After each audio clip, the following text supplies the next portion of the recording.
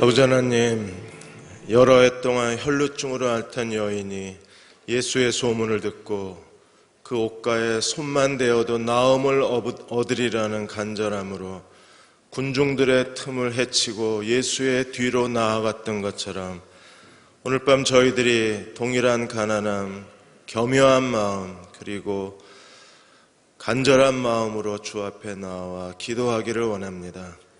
찬양으로 저희들의 마음을 열어주신 하나님, 이제 말씀으로 저희들의 마음을 믿음으로 채워주시고 전심으로 기도할 때 이 밤에 하나님께서 우리에게 주시는 놀라운 기적과 응답을 경험하는 주의 백성 되게 하여 주옵소서.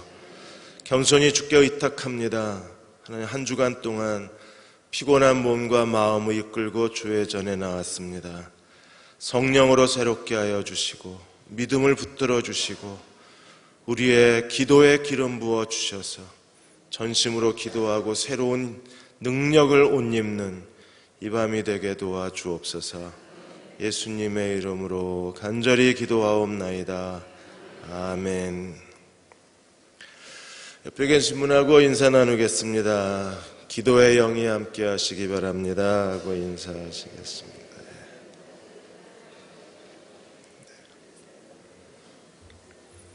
오늘 야고보서 3장 마지막 시간입니다. 야고보서 3장 15절에서 18절까지 다 읽겠습니다. 3장 15절에서 18절 말씀.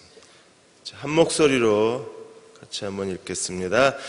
이러한 지혜는 위로부터 내려온 것이 아니요 땅 위의 것이요 정욕의 것이요 귀신의 것이니 시기와 다툼이 있는 곳에는 혼란과 모든 악한 일이 있음이라. 오직 위로부터 난 지혜는 첫째 성결하고 다음에 화평하고 관용하고 양순하며 긍휼과 선한 열매가 가득하고 편견과 거짓이 없나니 화평하게 하는 자들은 화평으로 심어 의의 열매를 거두느니라. 언어의 경건, 오늘 한 번 더 말씀을 같이 나누겠습니다. 2012년 런던 올림픽에서 2개의 금메달을 따고 돌아왔을 때 여자 양궁 기보배 선수가 해단식에서 눈물을 흘렸습니다. 그래서 많은 사람들이 이 해단식에서 눈물을 흘리는 거에 대해서 다 의아하게 생각을 했습니다. 나중에 기자가 물어봤을 때 기보배 선수가 금메달을 따고 돌아왔는데 그 기사에 사람들이 악플을 달은 거예요. 그냥 운이 좋아서 금메달을 땄다고. 너무 억울했답니다. 왜냐하면 자기들은 올림픽을 위해서 새벽 그 어두울 때부터 일어나서 라이트를 켜고 그리고 날벌레와 모기에 뜯겨가면서 그렇게 땀을 흘려가며 연습을 했는데 아무 생각 없이 악플러들이 운이 좋았다고 거기에 글을 써놓으니까 너무 힘들었다 그랬어요. 너무 마음에 상처가 됐다고 했습니다. 런던 올림픽에서 개인 종합 5위를 했던 손현재 선수도 마찬가지입니다. 손현재 선수가 5위를 했다는 기사 밑에 사람들이 댓글을 달았는데 심판을 매수했다, 성적을 조작했다, 이런 식으로 댓글을 달아서 리듬 체조 요정으로 알려진 손현재 선수가 아주 몇 년 동안 너무나 많은 그 상처 속에서 울고 또 울어야 했다고 했습니다. 올해 4월에 포르투갈의 리스본에서 열린 국제체조연맹 월드컵에서 손현재 선수가 월드컵 4관왕을 했습니다. 그러자 댓글이 달렸습니다. 성적 좋은 선수들이 안 나와서 네가 4관왕한 거라고. 마음이 무너진다는 거예요. 사람의 말, 사람의 언어, 이 사람의 글 너무나 무서워요, 이제는. 사람이 댓글을 다는 것 때문에 우리가 어떤 일을 하는데 많은 그 두려움이 있고 우리 마음에 공포심이 있습니다. 마태복음 12장 36절에 주님이 이렇게 말씀하셨어요. 사람이 무슨 무익한 말을 하든지 심판날에 반드시 이에 대하여 신문을 받는다 그래서 손현재 선수한테 운이 좋았다고 그 한 애들 반드시 하나님이 마지막 심판날에 이에 대해서 재판을 여시겠다 그래서 걔네들 이제 회개해야 됩니다. 잠언 12장 18절에 칼로 찌름같이 함부로 말하는 자가 있거니와 지혜로운 자의 혀는 양약 같다 그래서 어떤 사람의 말은 칼로 찌르는 것 같아요. 근데 어떤 사람의 말은 정말 좋은 영양제 같은 사람이 있습니다. 잠언 15장 4절에 온순한 혀는 곧 생명나무이지만 패역한 혀는 마음을 상하게 한다고 했어요. 온순한 혀, 패역한 혀 둘로 나누셔서 주님이 우리에게 설명하시기를 한쪽은 마음에 심한 상처를 남기고 또 한쪽은 사람의 마음에 생명의 기쁨을 더해주는 언어가 있다고 했습니다. 잠언 18장 21절에 죽고 사는 것이 혀의 권세에 달렸다 그랬어요. 여러분, 사람이 죽고 사는 게 모든 운명의 그 갈림길이 혀에 달려 있대요. 결국 말 한마디, 우리의 언어의 질, 언어의 성품, 언어의 인격이 어떤 사람이냐에 따라서 결국 죽고 사는 게 달라진다고 했습니다. 그래서 혀를 쓰기 좋아하는 사람은 혀의 열매를 먹는다 그랬어요. 무슨 말입니까? 결국 자기가 내뱉은 말을 자기가 주워 담을 수밖에 없다는 거예요. 결국 오늘 내 인생은 내가 지금까지 내뱉은 말을 거두고 있는 거라는 거예요. 너무나 두려운 생각이 들었습니다. 야, 지난 생애 동안에 내가 무슨 말을 내뱉고 살았나? 만일에 내가 한 말을 내가 다 거두는 게 이 혀의 권세라고 한다면, 그것 때문에 사람의 운명이 결정된다고 하면 결국 내 운명은 내가 만든 거니까. 우리가 예수 그리스도를 믿고 구원받았다고 했지만 구원받았다고 해서 그 사람의 혀가 변화되는 건 아니라는 거예요. 우리가 혀를 길들이는 사람이 되려면 어떤 사람이 되어야 하는가? 오늘 15절에 18절까지 두 종류의 지혜가 있다고 우리에게 가르쳐주고 있습니다. 로버트 스턴버그가 지혜란 무엇인가에 대한 지혜의 탄생이라는 그의 저서에서 사람에게 지혜란 뭔가? 지혜는 세 종류의 그 속성이 있다고 했어요. 첫째, 지혜는요, 지식의 인지 과정입니다. 그래서 다른 사람보다 더 좋은 양질의 정보를 흡수하고 그리고 그것을 자기 지식으로 만드는 힘, 이게 지혜라 그랬어요. 똑같이 배워도 어떤 사람은 그걸 자기 지식으로 못 만들어요. 근데 어떤 사람들은 똑같이 들었는데 들은 것 이상의 거기서 깨달음을 얻고 자기 지식으로 만드는 사람이 있습니다. 이게 지혜의 차이라는 거예요. 듣는 것의 차이는 결국 지혜의 차이가 되는 겁니다. 또 지혜라는 것은 인격을 만들어낸다고 했습니다. 사회적으로 그 사람의 인격과 그 사람의 성품의 가치가 그 아름다움이 인정되는 사람들은 지혜로운 사람들이라 그랬어요. 지혜의 세 번째 속성은 자기의 자아 실현을 이루어가는 능력과 힘이 지혜에서 나온다고 했습니다. 자기가 뭘 해야 되는가를 알고 어디로 가야 되는 걸 알고 그것을 위해서 자기가 어떤 노력을 해야 되는지를 아는 힘, 이게 지혜라 그랬어요. 지혜는 인지 능력입니다. 지혜에서 사람의 성품이 나옵니다. 지혜의 정도에 따라서 그 사람이 자기 인생을 이끌고 갈 수 있는 강한 의지가 나온다는 거예요. 그런데 오늘 성경은 이러한 인간의 지혜가 두 종류가 있다고 말합니다. 오늘 그 야고보는 15절에 보시면 이러한 지혜는 위로부터 오는 지혜, 위로부터 오는 지혜는 어떤 지혜예요? 하나님의 지혜가 있고, 또 반대편에는 뭐가 있습니까? 세상적이요, 그 다음에 정력적이요, 마귀적인 지혜가 있다는 거예요. 사람에게 가장 친숙한 지혜는 이 세상적, 정력적, 마귀적 지혜입니다. 그런데 하나님이 우리에게 요구하시는 건 위로부터 주시는 하나님의 지혜라는 거예요. 고린도전서 2장 6절에서 7절까지 바울도 똑같은 말을 했습니다. 우리가 온전한 자들 중에서 지혜를 말하노니 이는 이 세상 지혜가 아니요 이 세상 통치자들의 지혜가 아니라 오직 은밀한 가운데 있는 하나님의 지혜를 말하는 것이라. 그러니까 사람을 지배하는 두 개의 신이 있어요. 하나님과 돈이 인간을 지배합니다. 돈과 하나님을 겸하여 섬길 수 없다 그랬어요. 한쪽은 하나님이 통치하시는 사람들이고 또 한쪽은 마귀가 통치하고 돈이 통치하는 지배에 살아가는 사람들이 있어요. 이 하나님의 통치 가운데 사는 사람들은 하나님의 지혜로 다스림을 받고, 돈이 통치하는 세상의 사람들은 이 세상의 지혜로 지배를 받는 사람. 그러니까 어떤 지혜가 나를 지배하고 이끌어가느냐에 따라서 그 사람이 어디에 속한 사람인가를 그대로 드러내어 주는 겁니다. 그럼 하나님의 지혜는 어떤 건가요? 고린도전서 2장 10절에서 12절까지 보시면 사람의 지혜는 어디서 오느냐 하면 그 사람의 영에서 온다 그랬어요.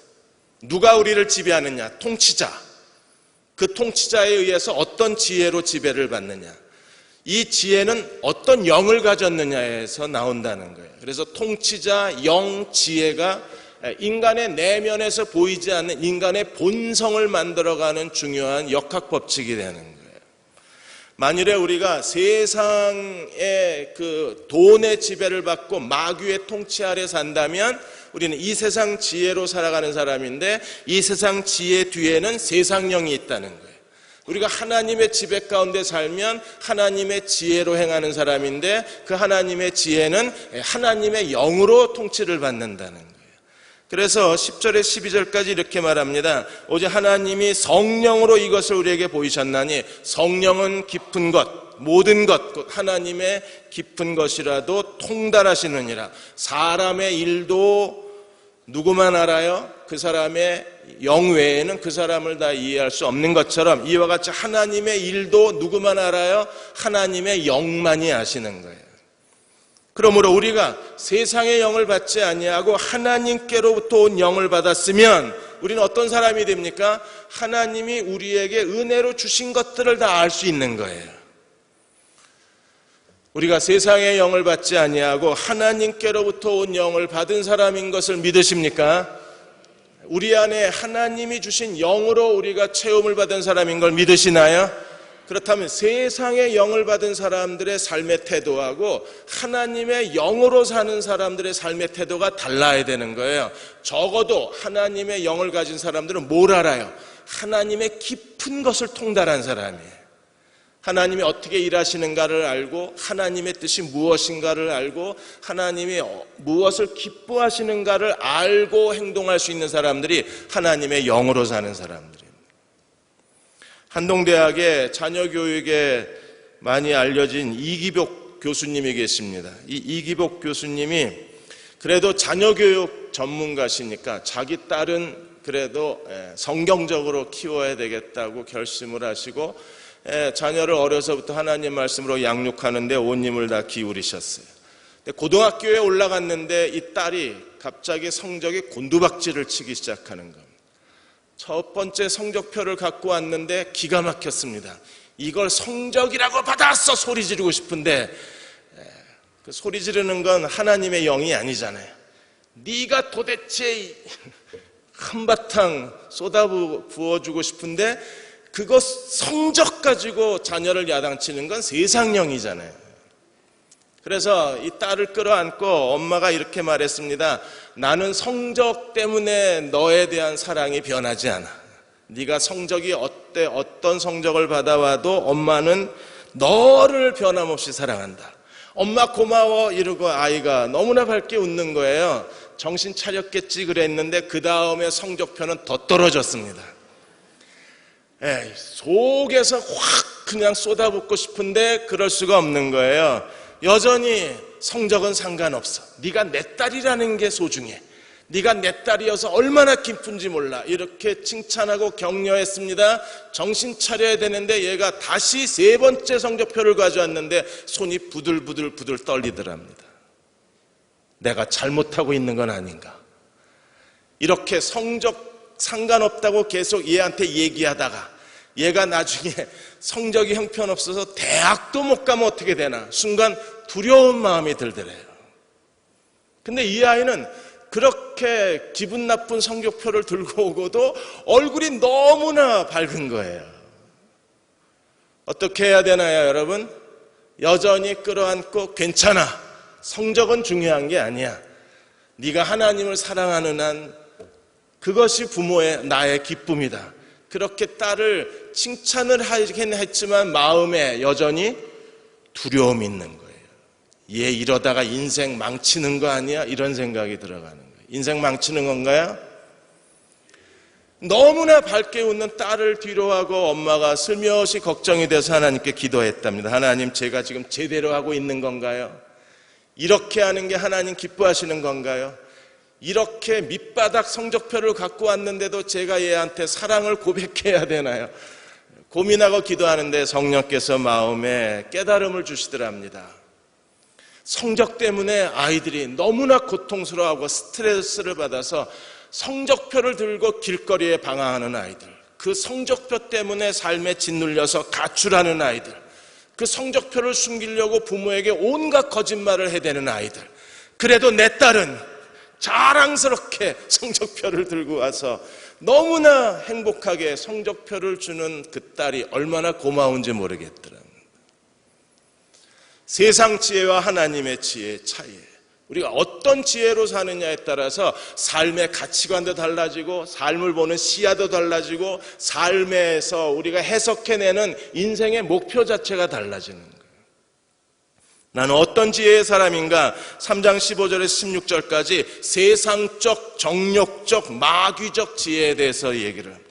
여러분, 이 세상 지혜는요, 사람이 죄인, 그 하나님께 버림받은 죄인이 가지고 있는 지혜는 그 지혜에 대해서 야고보가 설명하기를 세 가지 표현을 쓰잖아요. 세상적인 지혜요, 정욕적 지혜요, 마귀적 지혜라고 이렇게 표현을 합니다. 왜 세상적이에요? 세상 사람들하고 똑같은 삶의 방식을 갖고 사니까. 왜 정욕적입니까? 모든 인간의 본능 속에 이게 다 들어있으니까. 왜 마귀적입니까? 사탄이 지배하는 사탄의 영의 영향을 받은 거니까. 그러므로 이 지혜로 사는 사람들은요, 이게 구원받지 못한 사람이에요. 구원받았지만 여전히 육신적인 사람들입니다. 이 육신적 성향의 사람들은 철저하게 이기적이고, 왜? 자기밖에 몰라요. 마귀적이고, 세상의 돈의 가치관, 성공의 가치관을 가지고 살아가는 사람들. 너무나 세속적인 겁니다. 그래서 이러한 세상적 그리고 마귀적 정욕적 지혜를 갖고 사는 사람들은 어떤 사람입니까? 다시 야고보가 끌어들이는 주제가 뭐예요? 16절에 보시면 시기와 다툼이 있는 곳에는 혼란과 모든 악한 일이 있다 그랬습니다. 우리는 벌써 독한 시기와 다툼이라는 얘기를 들었습니다. 세상적, 정욕적, 마귀적 지혜의 특성이 뭐예요? 그 본능 안에, 지혜롭다고 말하는 사람들의 그 지혜의 본능 안에 무엇이 가득 들어있어요? 시기심과, 그리고 뭐가 들어있습니까? 다툼이 그 안에 들어있어요. 내 것을 더 많이 가질 수만 있다면, 나만 돋보일 수 있다면, 내가 성공할 수 있다면, 내가 더 잘 될 수만 있다면 너를 망가뜨리고 너를 파괴하고 너를 버리는 건 이 사람들에게 아무 문제가 아니에요. 기꺼이 널 버려요. 이게 독한 시기심과 다툼입니다. 널 매장시키고라도 내가 원하는 걸 갖겠다는 것. 이러한 성공주의, 이러한 삶의 가치관, 이러한 삶의 태도, 지혜롭다고 말하는 사람들이 더 계산적이고 더 이기적입니다. 왜 그래요? 마귀적 지혜가 워낙 본성 자체가 그렇기 때문에 그래요. 어느 한 목사님이 그 도시에 대형 교회가 하나 둘씩 시험에 빠졌습니다. 그러자 자기도 모르게 같이 대화하던 사람들 앞에서 잘 됐다고 그런 표현을 했어요. 그래서 놀래서 아이고 왜 남의 교회 이렇게 시험 드는데 왜 잘 됐다고 그러시냐 그래요. 그래야 우리 교회로 사람이 오지 이러시더라고요. 몰래 뒤에서 웃는 거예요. 교회가 시험에 빠지고 옆에 있는 교회가 시험에 빠지고 옆에 있는 교회가 고통을 당하고 옆에 있는 교회가 아픔을 겪으면 뒤돌아서서 웃어요. 아니구나. 화장실 가서 웃어요. 왜요? 그래야 내 교회로 온다는 거예요. 여러분, 이런 생각, 누가 이렇게 생각할 수 있어요? 그게 이기적이고 마귀적이고 세속적인 지혜잖아요.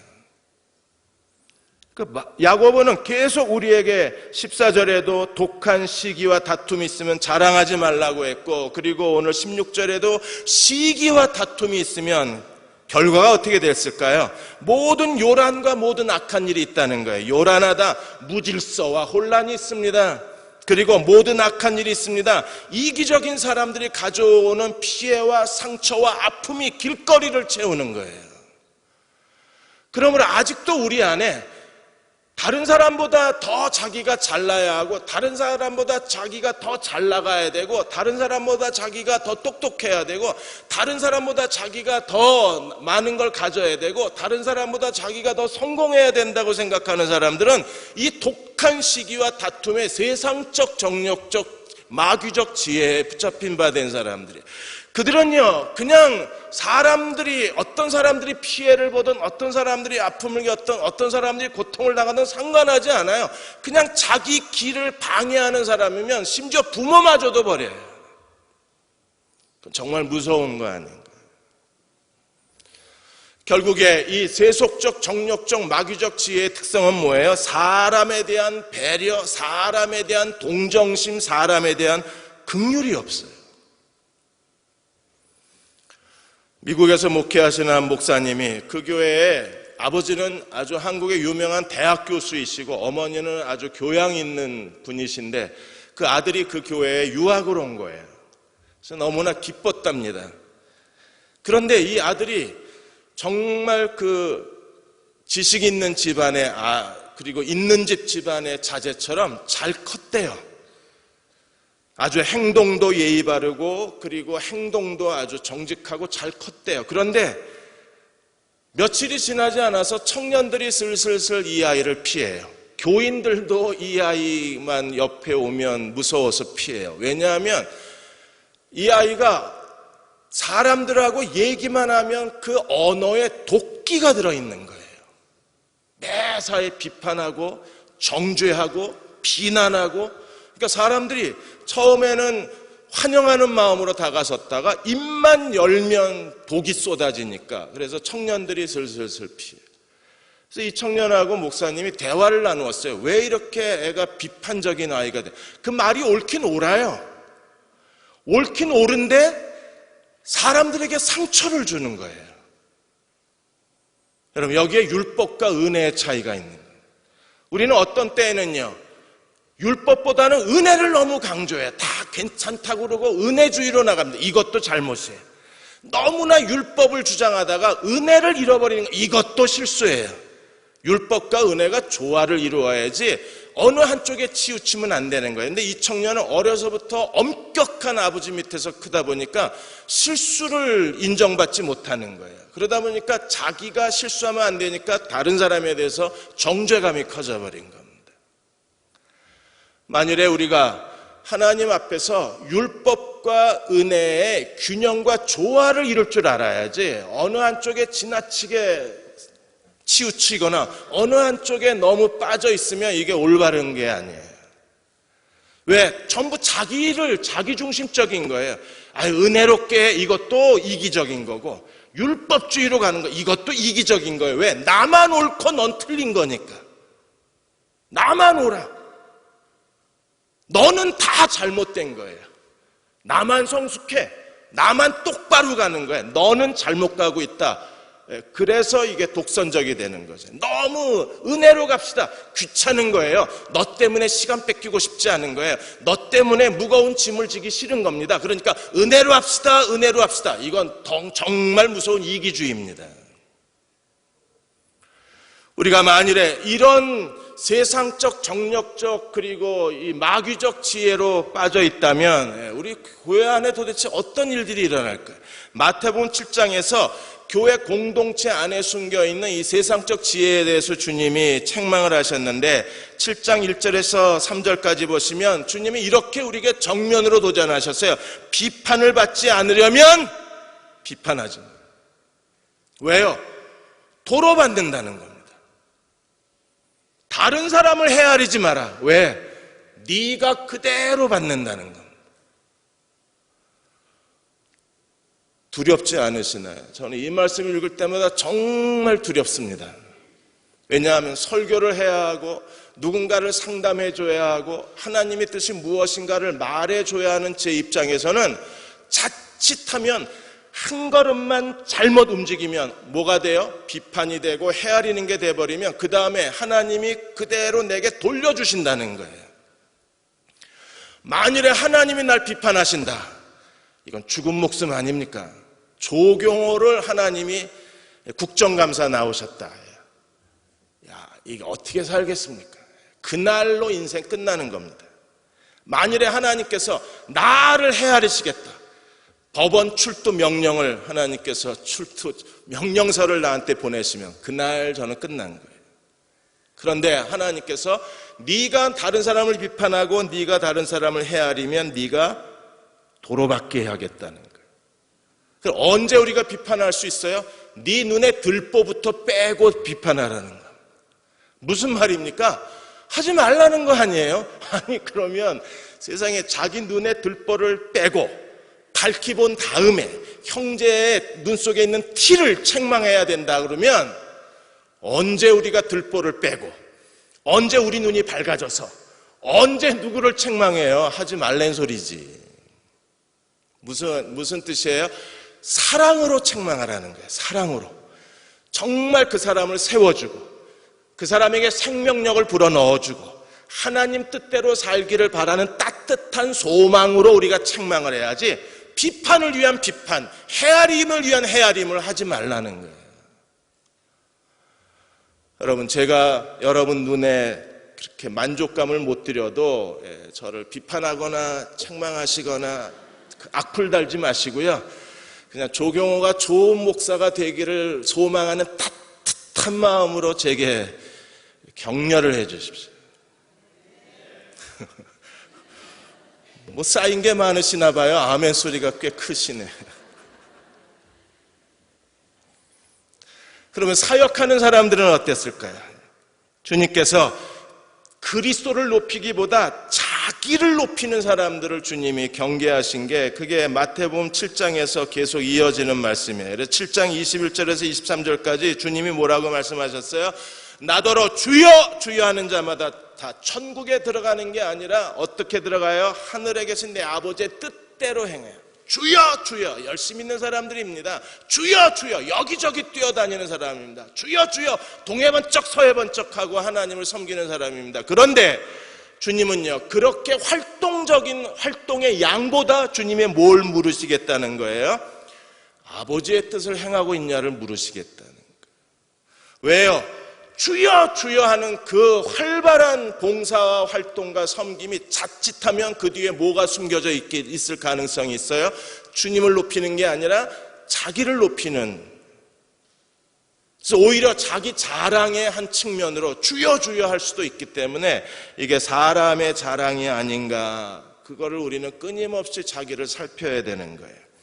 그리고 주님이 계속 말씀하신 게 뭐예요? 그날에 많은 사람이, 여러분 일부 사람이 아닙니다. 주님은 거짓말하지 않으시잖아요. 주님이 표현하기를 뭐라고 그러셨냐면 많은 사람이 나더러 이르되 주여 주여 우리가 주의 이름으로 선지자 노릇하고 주의 이름으로 귀신을 쫓아내며 주의 이름으로 많은 권능을 행하지 아니하였나이까 하리니 그때 내가 너희에게 밝히 말하되 내가 너희를 도무지 알지 못하니 불법을 행한 자들아 내게서 떠나가라. 불법을 행했답니다. 어떻게 했는데요? 주의 이름으로 선지자 노릇하고 주의 이름으로 귀신을 내어쫓고 주의 이름으로 선지자 노릇하고 하나님을 섬겼는데 많은 권능을 행했는데 주님 말씀하시기를 이 불법자들아 그러시는 거예요. 왜요? 그 뒤에 뭐가 숨겨져 있을 가능성이 있어요? 주님을 섬기고 주님을 예배하고 주님을 따르는 게 아니라 자기를 높이고 자기를 드러내고 자기를 과시하는 사람들, 그들이 불법을 행한 사람이라고 주님이 책망하시는 거예요. 그러니까 우리는요 이게 믿을 수가 없는 거예요. 주여 주여 하는 사람들이 많은데 저게 정말 하나님 뜻을 행하는 건지, 주여 주여 하는 사람들이 많은데 저게 하나님을 섬기는 건지 아니면 자기 세상을 만드는 거죠. 일본에 계신 분이 또 사고를 저질렀습니다.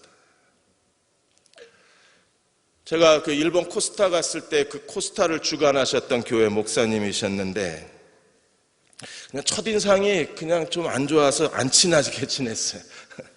저는 무슨 동물적 감각이 있나 봐. 좀 이상하다 싶으면 저는 가까이 안 하거든요. 뭔가 좀 마음이 걸렸어요. 삼일교회 전병욱 목사도 봤을 때 뭔가 좀 마음이 걸려서 가까이 안 했는데, 이분도 뭔가 마음이 걸려서 가까이 안 했는데, 이게 벌써 꽤 오래전부터 이 성 스캔들이 있었던 거예요. 거기에 일본 교회에서는 그야말로 괴물 같은 교회입니다. 왜냐하면 한인이 한 2,000명 모이거든요. 그러니까 일본 기독교회는 신화 같은 교회예요. 이 담임 목사 카리스마가 대단합니다. 심지어 교회 안에 청년들이 누가 누구를 사랑해서 결혼하려고 그러면 하지마! 이러고 얘랑 해! 이래야 돼요. 그러면 걔랑 해야지 아니면 폭력을 행사하니까. 그러니까 지금까지 일본의 신화 같은 교회를 이루었다. 일본의 지교회만 해도 뭐 몇십 개 지교회를 세웠습니까? 그리고 거기서 은혜 받고 변화된 청년들을 제가 알아요. 도대체 이게 어떻게 된 거냐 하는 겁니다. 이게 주여주여인 건 분명한데 도대체 어떻게 받아들여야 될지 모르겠어요. 어떤 분들은 말합니다.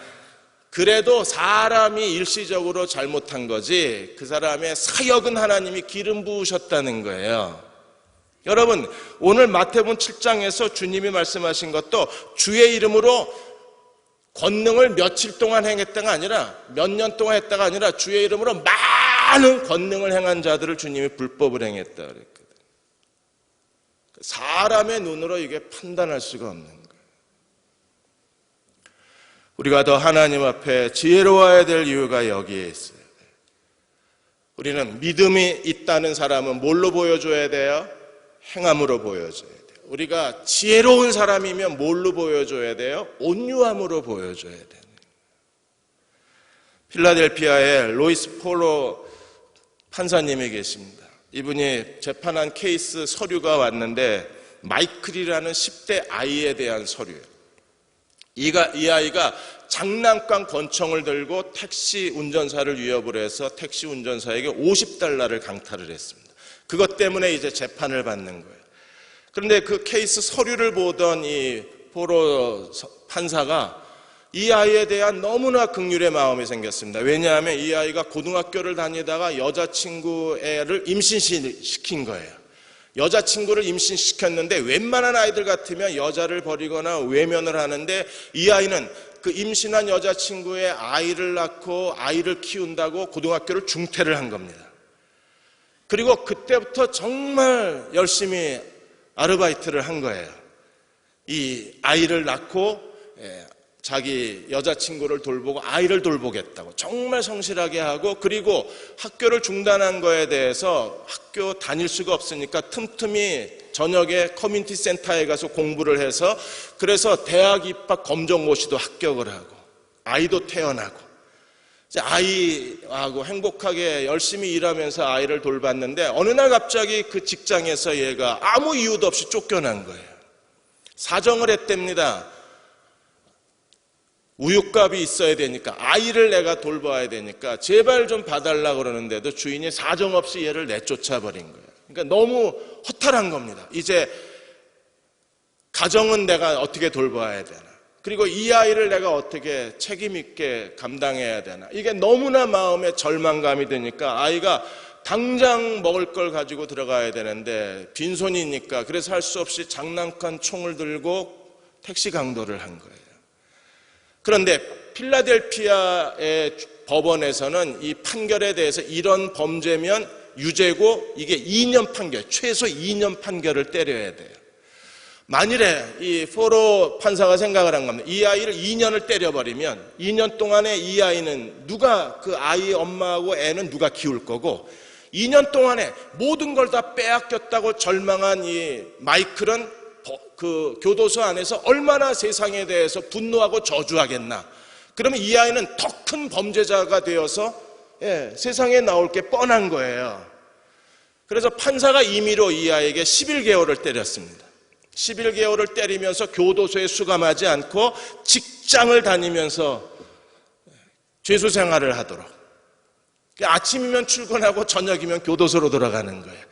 이런 판결이 난 적이 없답니다. 이게 주정부 법을 어긴 거예요, 판사가. 그리고 이렇게 출퇴근하는 죄수가 그동안에 필라델피아 그 법원이 생기고 나서 지금까지 이게 처음 케이스랍니다. 그런데 아무도 언론이 이 문제에 대해서 문제를 삼지 않는 거예요. 왜? 너무나 지혜로운 판결이었기 때문에. 그야말로 사람 중심의 판결이잖아요. 나중에 신문기자하고 인터뷰했을 때 판사가 이런 말을 했습니다. 법이 왜 있는 줄 아냐고.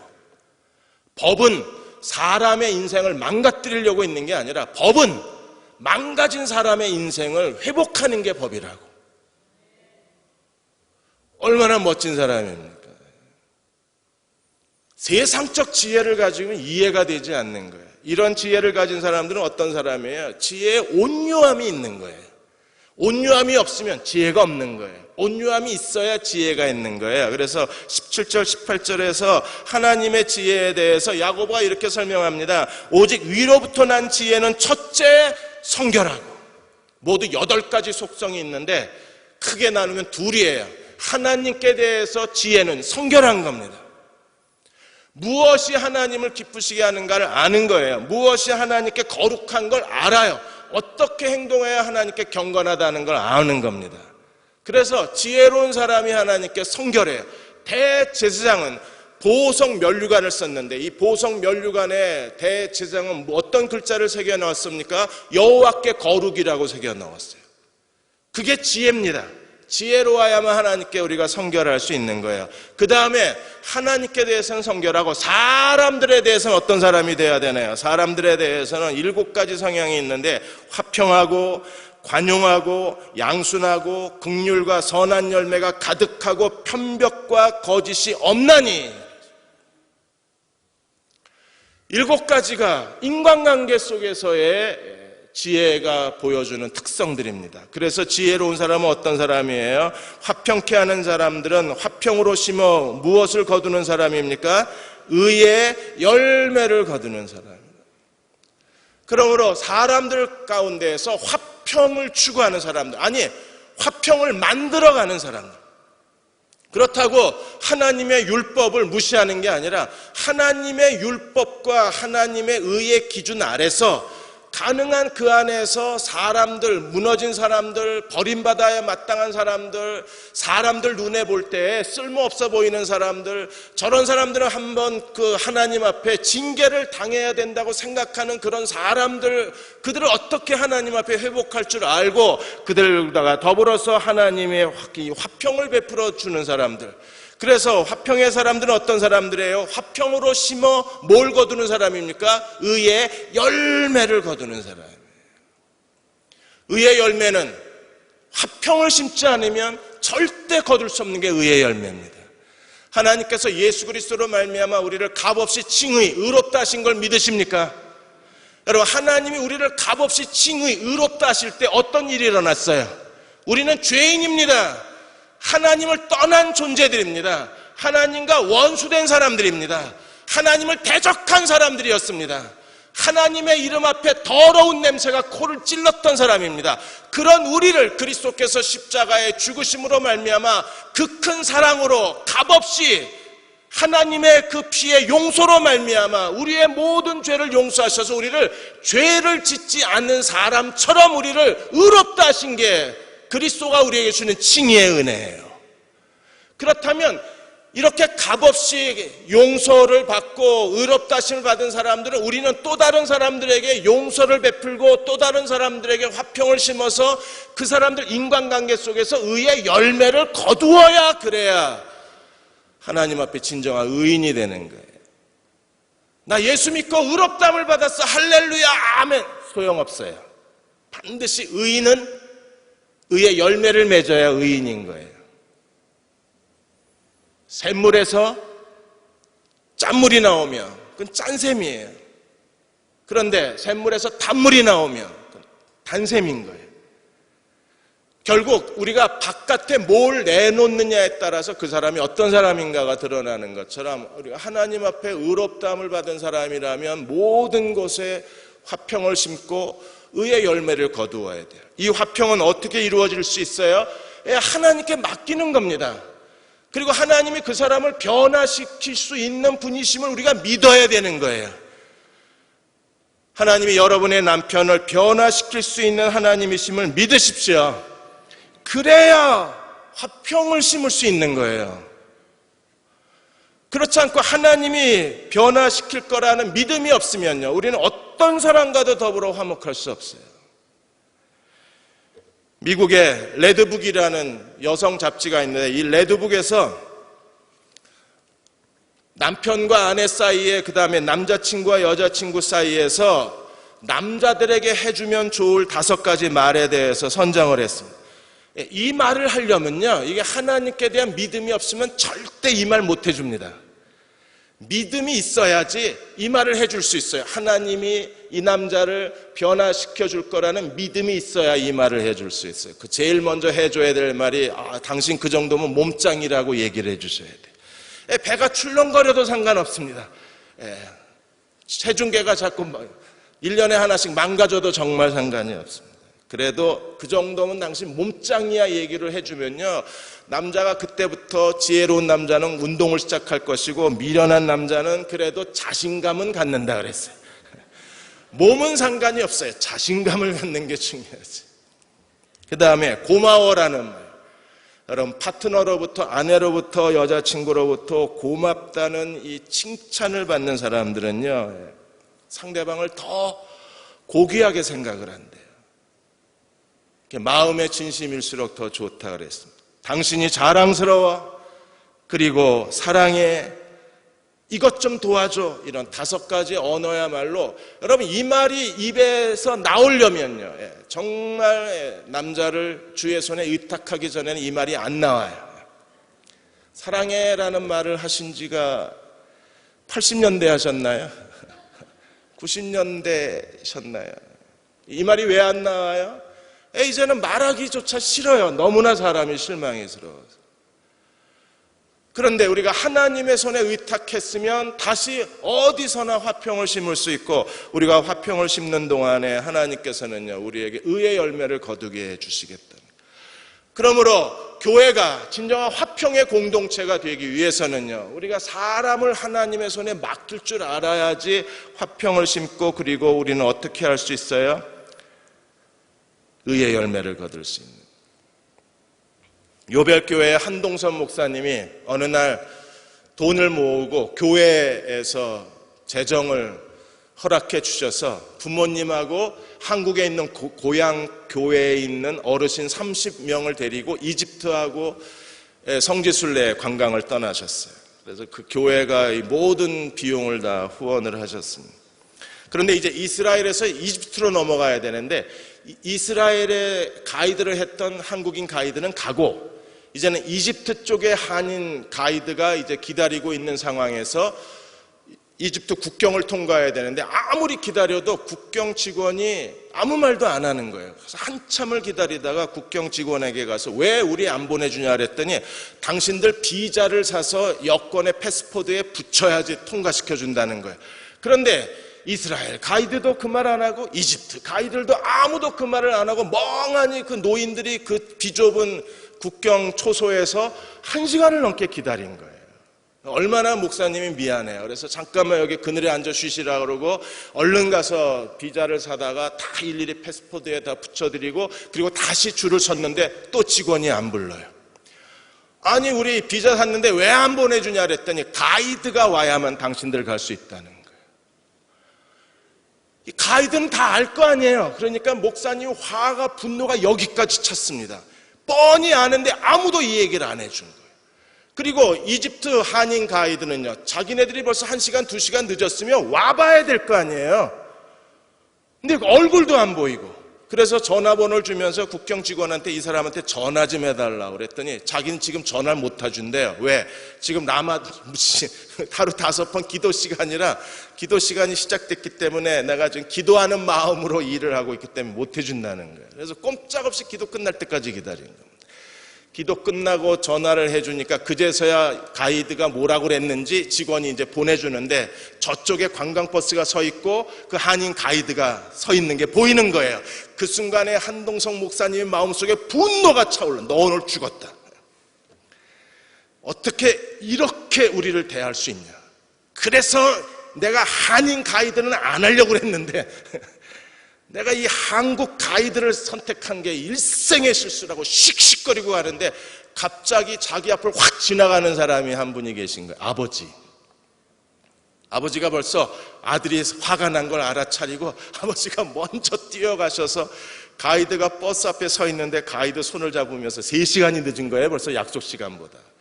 가이드한테 미안하다고 우리가 일을 여기 국경 통과하는 걸 잘 몰라가지고 너무 늦어서 미안합니다 이러고 손을 붙잡고 있는 거예요. 아버지가 미안합니다고 손을 붙잡고 있으니까 한동석 목사님이 너 오늘 죽었어 이러고 눈에 불을 켜고 막 씩씩거리고 가다가 아버지가 미안합니다 그랬는데 그럼 뭐 어떻게 하겠어요?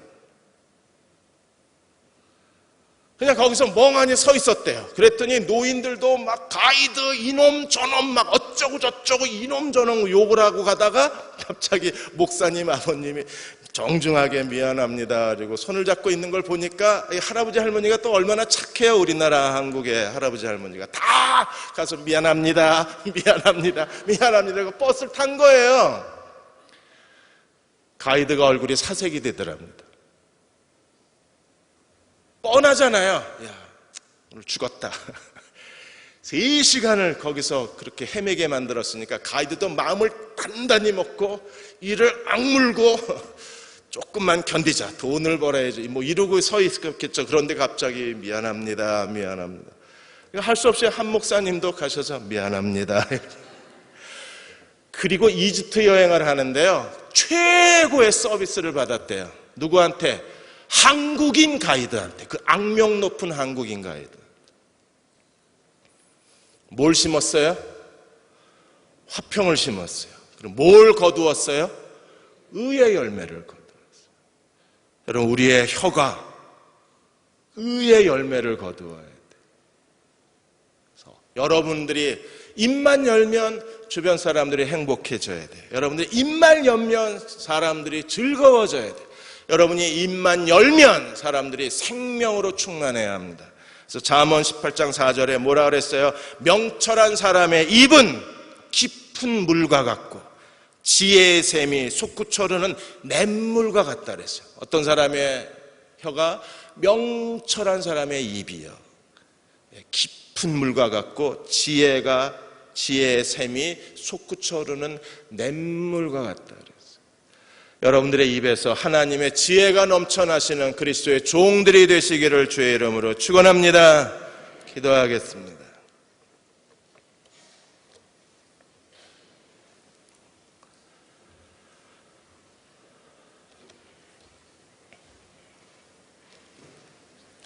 하나님, 사람들에게 함부로 말하는 입을 가지고 우리가 또 하나님을 찬양해야 하고 또 하나님 앞에 기도해야 합니다.